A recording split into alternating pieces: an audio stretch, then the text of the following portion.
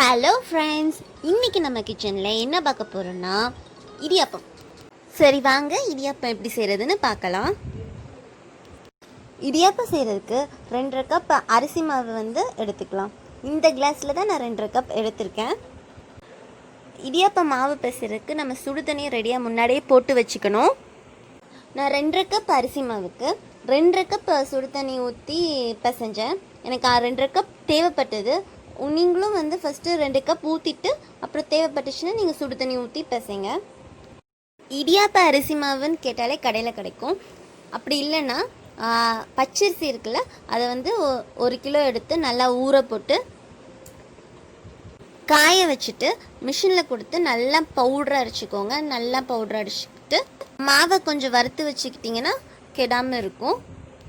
சப்பாத்திக்கு பிசைகிற மாதிரி நம்ம பிசைஞ்சியாச்சு.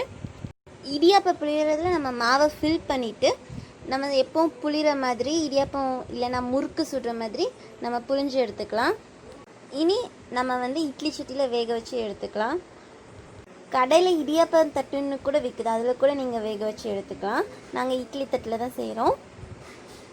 இடியாப்பம் வெந்துருச்சுன்னு எப்படி கண்டுபிடிக்கணும்னா, ஃபஸ்ட்டு எடுத்து நான் அமுத்தி காமிக்கிறேன். எப்படி ஸ்டிக்கியாக மாவு மாதிரி கையில் ஒட்டிக்கிச்சு பார்த்தீங்களா? இனி நம்ம ஒரு 15 நிமிஷம் வெந்ததுக்கப்புறம் பார்க்கலாம் எப்படி வெந்துறது கண்டுபிடிக்கிறதுன்னு சொல்கிறேன். இப்போ பாருங்கள், நம்ம அதை அமுத்துனா அப்படியே 2ஆக கட் ஆகுது. அந்தளவு நல்லா ஸ்ட்ரிங்காக வெந்துருச்சு. இதை வச்சு தான் நம்ம இடியாப்பம் வெந்துருச்சுன்னு கண்டுபிடிக்கிறோம். இப்போ நம்ம சுட சுட இடியாப்பம் ரெடி ஆயிடுச்சு. இடியாப்பத்தை நம்ம தேங்காய் பாலும் சர்க்கரையும் போட்டு கூட சாப்பிட்லாம். இல்லைன்னா நீங்கள் பொட்டேட்டோ ஸ்டூ கூட வச்சு சாப்பிட்லாம். ஸ்டூ குழம்புன்னு சொல்லி பொட்டேட்டோ ஸ்டூவோட லிங்க்கை டிஸ்கிரிப்ஷனில் கொடுக்குறேன், செக் அவுட் பண்ணுங்கள். குழந்தைங்களுக்கு தேங்காய் பூவும் சர்க்கரையும் போட்டு கூட கொடுக்கலாம்.